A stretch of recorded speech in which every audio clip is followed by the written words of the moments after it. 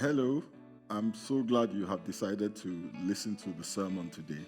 I believe that God has a word for you. I believe that the sermon you are about to listen to will not only bless you, it will inspire you. It will help you connect with God in a way that you have not yet connected with God. So sit back and listen intently because God has a word for you. Wherever you are this morning, just praise the name of the Lord. The Lord is worthy of praise. You know, we serve an awesome God. Over the last few weeks, I've been hearing testimonies from different people who attend New Covenant House. Powerful testimonies. I heard from a guy who got laid off during the COVID, because of the COVID pandemic, while he was in the process of buying a house. He got laid off. His wife was told that she was about to get laid off as well. But the process of buying the house somehow, for some miraculous reason, continued. On the day that they closed on that house, he received an offer for a job that paid him more in a better position. So they closed and he got a job. His wife found another position within the company. And another guy told me of how he lost his job during this pandemic. And during this pandemic, he got a better job with better pay and more responsibilities. The reason why I'm sharing these testimonies with you is that God is not a respecter of persons. If he could do it for these people, he will do it for you. I heard of a girl who had been waiting for a child for so long. She finally delivered her baby a couple of days ago. God is still in the business of doing the miraculous. He is still in the business of blessing his children. So if you are trusting God for a miracle, if you're trusting God for a breakthrough, if you lost your job, if you lost something that you're believing God that it will be restored. This morning, I just want to say a prayer of restoration with you. Wherever it is you are, I want to say a prayer of breakthrough with you. In the name of Jesus, Father, we pray for all your children who are watching this morning. Father, we pray that you will open doors into better, into greater for them in the name of Jesus. Father, whatever they are waiting on you for, I join my faith with their faith this morning. I pray that the armies of heaven will rise up on their behalf and move stones, move mountains for them in the name of Jesus. Father, whatever they need, whatever is lacking, Father, I ask in the name of Jesus that you will come and supply. My Father and my God, I pray that you will breathe upon everything in our lives that is dead, that is dying, that is weak, and cause them, Almighty God, to come alive and achieve the purpose for which they exist in our lives in the name of Jesus. Thank you, Father. In the mighty and precious name of Jesus, I pray. Amen. Amen. This morning, I am preaching the last part of our sermon series on worship. And even if I say so myself, this is a timely message. It is an urgent message. This is the message for the hour because there is a vacancy that heaven wants to fill. A position has opened up that they are recruiting for. The last guy who held the position was kicked out of heaven's top floor, corner office, also known as the throne room. There is a very specific type of candidate that they are looking for. Jesus said in John, the 4th chapter and the 23rd verse, he said, "Yet a time is coming and now has come when the true worshipers will worship the Father in spirit and in truth. For they are the kind of worshipers that the Father seeks." If you are that person, if you are that worshiper, I want to share with you that when they find you, if you are the one they are looking for, the Bible says that God will show himself strong on your behalf. That means that the strength of God, the glory of God, all that God is will be manifest, will be visible, will be operating in every area of your life. The time has come. The time is now. The time is now. If you are a worshiper, I want you to type in the chat this morning. I want you to type hallelujah in caps. Amen. With loads of exclamation marks. That is a virtual shout of hallelujah. But not just a shout of hallelujah. Make a declaration to the heavenlies. Type it in there what you think of God. Type that he is the King of Kings and the Lord of Lords. Type that he is the Alpha and the Omega. He is the one who rides upon the wings of the wind. He is our El Shaddai. He is our Sikenu. And if you don't have a keyboard to type, or you're not in the chat, then please lift up your voice wherever you are, and let the sound of your hallelujah, let it roar like thunder. It doesn't matter if your neighbors hear you. It doesn't matter if your flatmates hear you. All that matters is that you declare that Jehovah is Lord over your life. Amen. We've been looking at how worship has many expressions. I talked about how it is expressed through service. The Bible says you shall worship the Lord your God, and him alone shall you serve. Pastor Dami talked about worship through obedience. Pastor Tosin talked to us about worshiping God through the songs that we sing. And Pastor AK talked about how sometimes there is a cost to worship. David said, I will not bring before the Lord that which cost me nothing. And this morning, I'm going to talk about the sincerest form of worship. Have you heard that expression? Imitation is the sincerest form of flattery. The original expression was very different from that. It was from a book titled Emperor Marcus Antoninus and his conversation with himself. The book was basically his biography. And many of us know this emperor, but we know him as Marcus Aurelius. He was one of the most famous Roman emperors. History remembers him as the last of the five good Roman emperors. And in his biography, he is quoted as saying, you should consider that imitation is the most acceptable part of worship, and that the gods had much rather mankind should resemble than flatter them. The gods would rather that men resemble them than flatter them. Now, Marcus Aurelius was a pagan. But in this quote, he comes as close to the mind of God as any pagan can. Because the Bible tells us in the book of Ephesians, the 5th chapter and the 1st verse, says, therefore, be imitators of God as beloved children. Even though the emperor was a pagan, he had stumbled on an eternal truth. God wants us to imitate him. God wants us to be like him. Because when we are like him, we are sending a message of reverence. We are sending a message of worship. In Matthew, the 5th chapter and the 48th verse, Jesus said, be ye therefore perfect, even as your Father, which is in heaven, is perfect. And we know we serve a merciful God because he knew that we could not imitate that which we have not seen. So he sent his son. In Colossians 1:15, the Bible says, Christ is the visible image of the invisible God. Christ is the visible image of the invisible God. We don't have to guess what God looks like. We know what God looks like. In Hebrews, the 1st chapter and the 3rd verse, the Bible says, the Son is the radiance of God's glory and the exact representation of his being. Hallelujah. The Son, Jesus, is the radiance of God's glory and the exact representation of his being. So when you see Jesus, you are seeing the glory of God. You are seeing all that God is and all that God has manifest in the flesh. You are seeing the exact representation of his being. You know, in the book of John, chapter 1, it says, and God was made flesh and dwelt amongst us. The Bible tells us that another name for Jesus is Emmanuel. That is God with us. God in Jesus Christ gave us an image.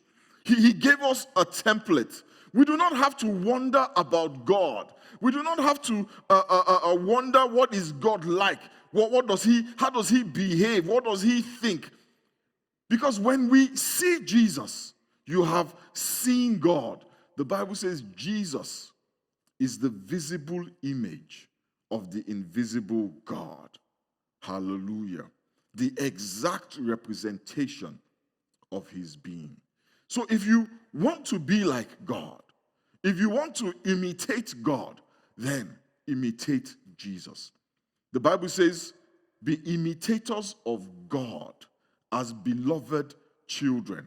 The Good News translation of Ephesians 5 verse 1 says, since you are God's dear children, you must try to be like him. That is what it means to imitate. To be like, to make oneself similar in appearance and behavior to the person or the thing being imitated. You can do for him, you can obey his commands, you can sing songs to him, you can even give all that you have until you bleed. If you are not like him or actively and intentionally trying to be like him, your worship is not yet complete. You are not yet worshiping. You know, too many times we think that all these other expressions of worship can replace being like him, can replace acting like him. We would rather sing than be like God. We would rather move chairs in church than be like God. We would rather sing love songs to God all day and all night than be like him. Jesus in Matthew 5:48 said, be ye therefore perfect. Be ye therefore perfect. Be ye therefore perfect, even as your Father, your heavenly Father, is perfect. There is no escaping being like God. And that is why you have nations that call themselves Christian nations. You have communities that call themselves Christians. They are strong on worship. They sing songs. Sorry, when I said worship, I meant singing. They are strong on the vocal expressions of worship. There are other people that are strong on giving. But until you are like him, until you are working actively to be like him, your worship is not complete. Your worship is not complete. Be perfect, even as your heavenly Father is perfect. You know, the way that verse of scripture is interpreted is usually that Jesus is saying that we should be perfect morally. Yeah? Be perfect morally without spot or blemish. So in trying to be perfect like God is perfect, many people adopt an ascetic lifestyle, afraid that even their own shadow will defile them. But if you look at the context of what Jesus was saying, you will see that he was not referring to a moral purity. Let's read it from verse verse 43 of Matthew chapter 5. So, be perfect even as your heavenly Father is perfect is Matthew 5:48, right?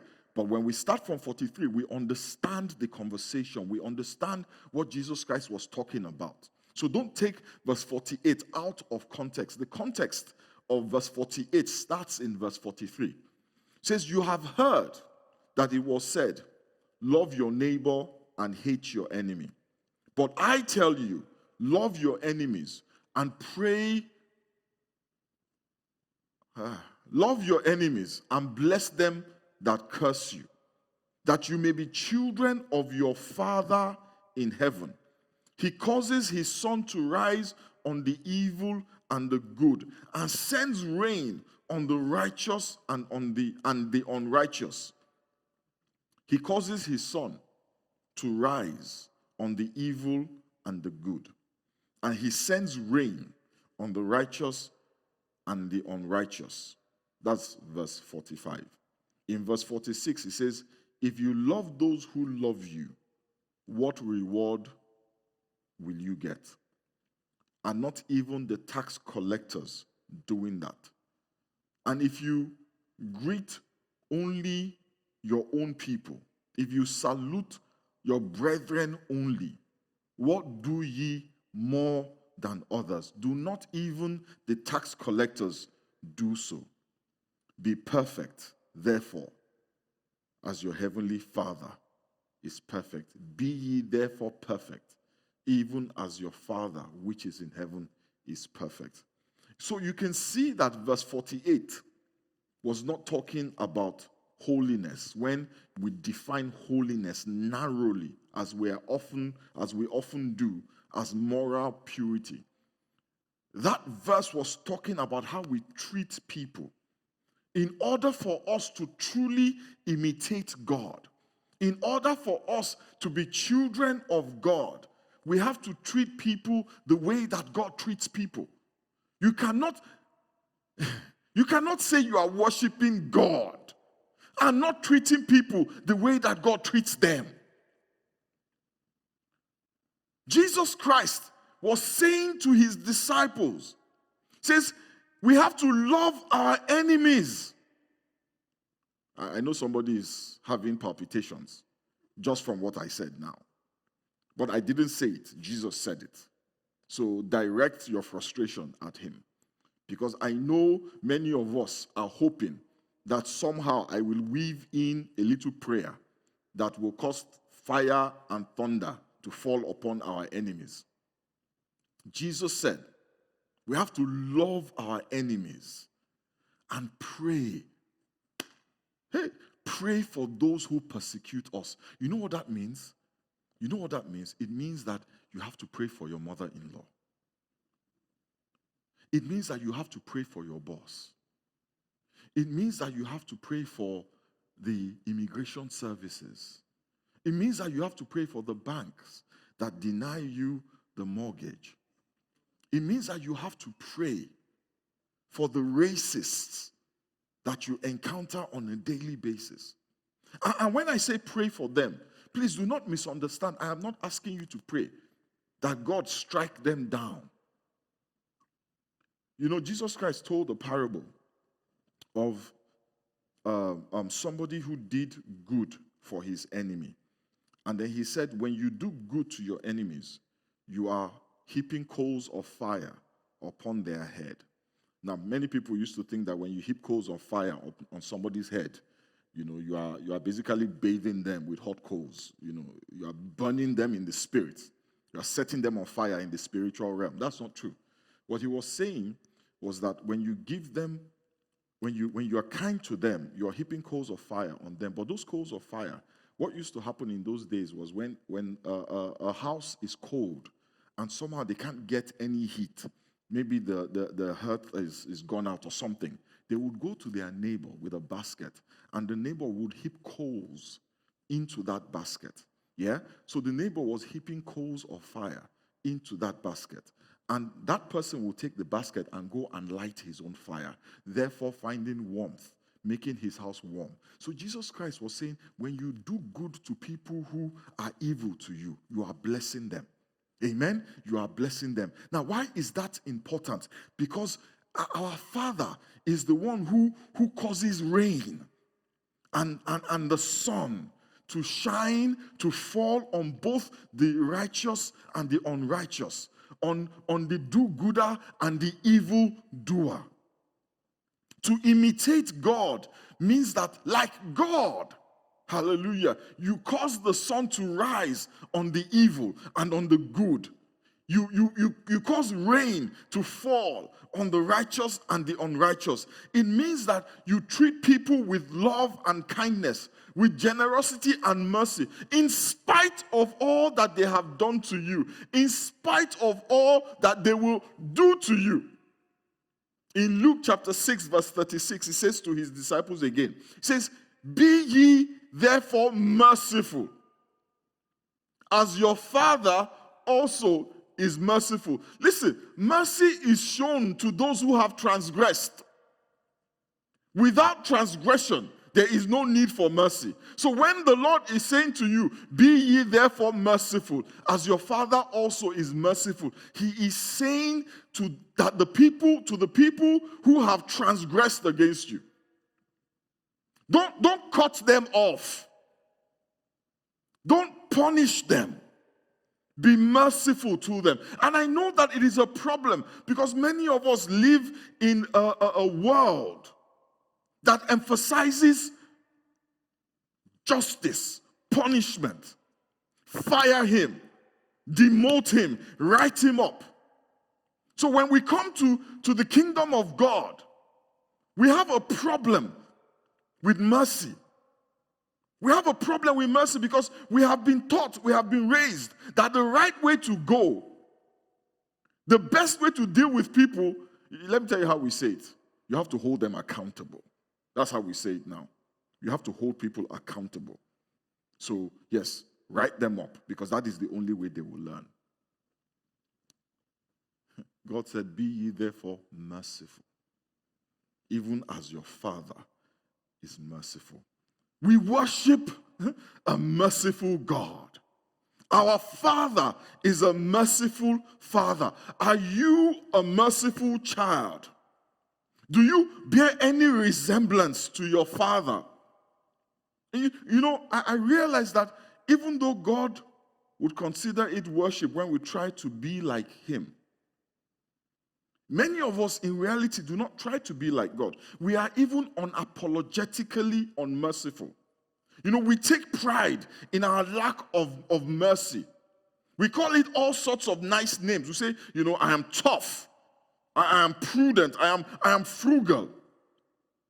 I hold people accountable. But just imagine if God is driven by being frugal when he deals with you. If God is driven by holding you accountable for every mistake and every misdeed. He is driven by a desire to write you up. Oh, the Bible says if God were to mark iniquity, nobody would stand. If God is going out holding people accountable, you will not be sitting in that sofa, in that house, with that job. You know, there's a tendency to forget that the Bible says all have sinned and fall short of the glory of God. You are a sinner. If you have not done anything in your hands, you have done it in your heart. So climb off that self-righteous, tower or pedestal that you have put yourself and be merciful. Be merciful. We act like we don't make mistakes. We act like we don't drop the ball. We act like we're always on point on everything all the time. We act like we don't talk out of turn. We act like we don't think bad thoughts. You know what Jesus Christ said? Jesus said, it is not enough to say that you do not commit adultery. I'm sure some people, if they heard somebody committed adultery, they would be livid. Jesus Christ said, your heart, when you look at a woman to lust after her, it is as good as adultery. He said, it is not enough to commit murder. But when you express hatred for your brother in your heart, how many times have we said, I hate this person, or I hate that person? I can't stand this person. I can't stand that person. Jesus compares you to a murderer in your heart. You see, God is not just looking at your hands. He is looking at your heart. So, and when he sees your heart, he doesn't see any reason for you to be self-righteous. You know, there was a Pharisee who came to Jesus, and the Bible says concerning him that when it comes to the law, he was blameless. That means that his hands were clean. He obeyed all the laws of Moses, the ceremonial laws, the community laws, the purification laws. He washed his hand just so, but yet he fell short. When Jesus Christ said to him, go and sell everything you have, he couldn't. Go and sell everything you have and give it to the poor. He couldn't. Because Jesus Christ was trying to say that all of that stuff that you do, the washing of your hands, the tithing mint leaves, the ceremonial rules, all of those things that you do, if you cannot love your brother, it is nothing. You know, God gave the sun and the rain to believers and unbelievers, to good and evil. The rain was critical for the seed to germinate. The sun was critical for photosynthesis. If God were to withhold the rain or withhold the sun, the unrighteous and the evil will be dead. They would all starve to death. And for some of us, that would make the world a better place. No more evil people, no more people who do not have the fear of God. But we worship a God who says in 1 Corinthians chapter 13, verse 7, that love always hopes. You know what that means? It means that no matter what you have done, no matter what they have done, God is still hoping that they will come back to him. So every day he gives them a chance to turn back to him. Like the father of the prodigal son, who stood at the gate looking out for his son, waiting for any sign that he will come back. God is waiting for you, and he will continue to cause the rain to fall and the sun to shine, because he is hopeful that one day you will see his mercy, you will see his unmerited favor, you will hear his word, and you will turn away from sin, but turn to him in faith. 2 Peter chapter 3 verse 9 tells us something about God that I think many people forget. The Lord is not slow in keeping his promise, as some understand slowness. Instead, he is patient with you, not wanting anyone to perish, but everyone to come to repentance. The reason why God is not sending thunder and lightning on your enemies, it's not because God doesn't see what they have done. It's not because God is slack, but the same chance he gave you to repent is the same chance he is giving them. That they too one day will come to the place of repentance. Being merciful is not a sign of weakness. It is a sign, it is a mark of godliness.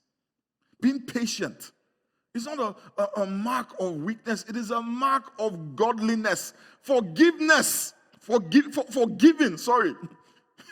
Forgiving is not weakness.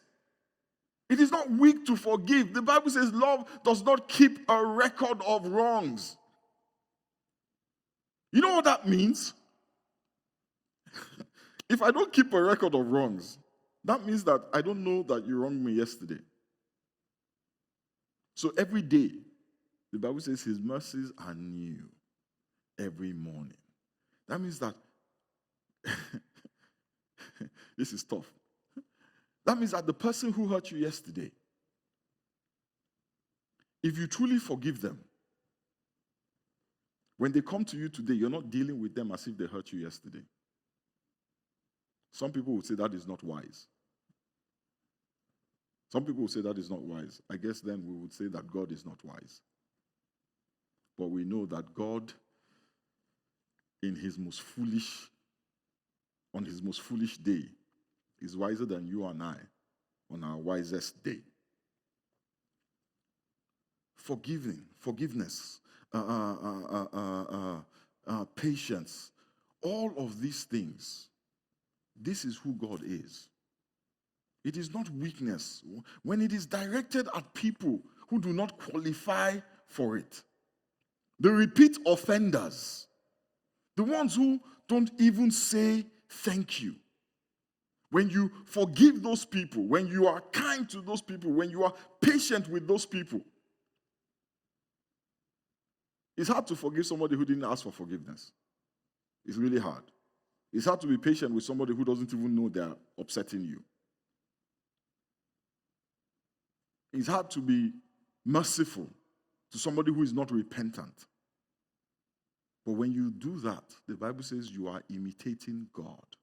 You are perfect as your Father in heaven is perfect.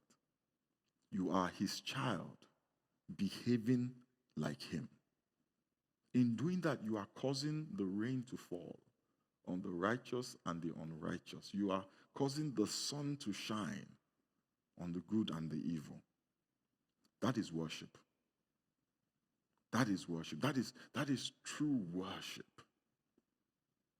That is true worship. Let us bow our heads and pray this morning.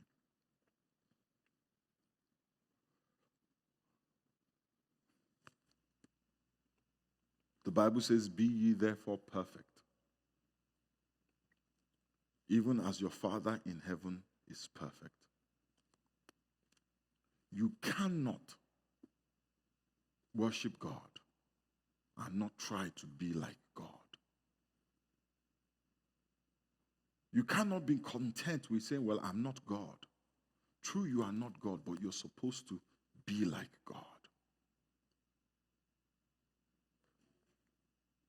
This morning, I just want us to lift up our voices to heaven and ask God to help us. Not help us make more money or help us climb the next rung of the ladder to success, but ask him to help us be like him. Ask him to help us be able to be patient. Ask him to help you be able to forgive. Ask him to help you be able to bless the undeserving, the unrepentant, the ungrateful, the repeat offender.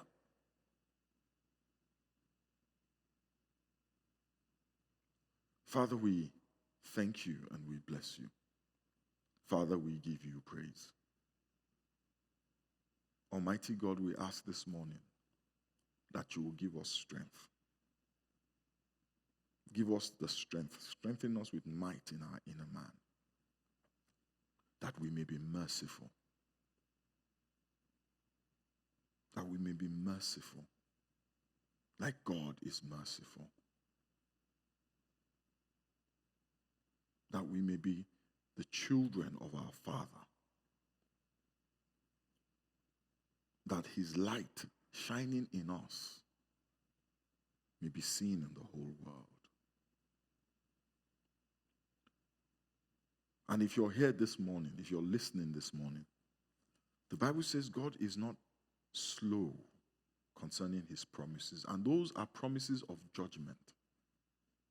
Those are promises of punishment. It says God is not slow to judge you or to punish you in the way that we think of slowness, but rather he's been patient with you to bring you to the place of repentance. This morning, don't take his patience for granted. Don't take his mercy for granted. He's calling out to you like he is watching out for you. He's standing at the gate hoping that you will come back to the Father.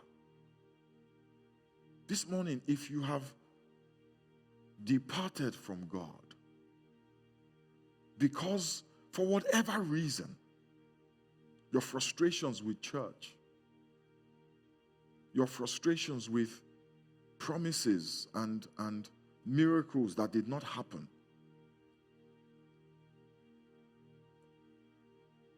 this morning you can come back to the Father. Wherever you are this morning, you can come back to the Father. The prodigal son came back. The Father did not upbraid him. Rather, he blessed him, clothed him with glory, gave him authority, gave him purpose, gave him a mission. And God will do the same for you. And if you've never acknowledged Jesus as your Lord and Savior, every day is an opportunity for repentance, but I promise you, nobody can guarantee you tomorrow. So today is the day.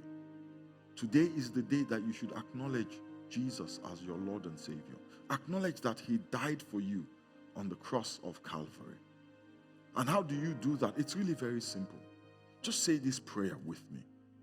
Father, I thank you. I thank you, Father, that your Son went to the cross for me. I thank you that his blood was shed for me. I thank you that he died to pay the price for my sins. Because of him, Father, I am redeemed from the curse of the law. I am redeemed from the promises of judgment and punishment. Thank you, Father, for saving me. Hallelujah. If you said that prayer with me, I want you to just do something for me this morning. I want you to just lift your hand wherever you are and say, thank you, Father. Thank you, Father. Thank you, Father. Thank you for saving me. We bless you. We give you praise. In the mighty and precious name of Jesus, we have prayed. Amen. Praise the name of the Lord. Somebody shout hallelujah. The Lord is worthy of praise. The Lord is worthy of worship. He's worthy of honor. He's worthy of adoration. I hope you were blessed by the sermon. I hope it inspired you. I hope and I pray that it will help you elevate your relationship with God. It will take your walk with God to the next level. There are a few things that I would want you to do, a few next steps that I want you to take after listening to the sermon. Number one, I want you to share this message with somebody who needs to hear it.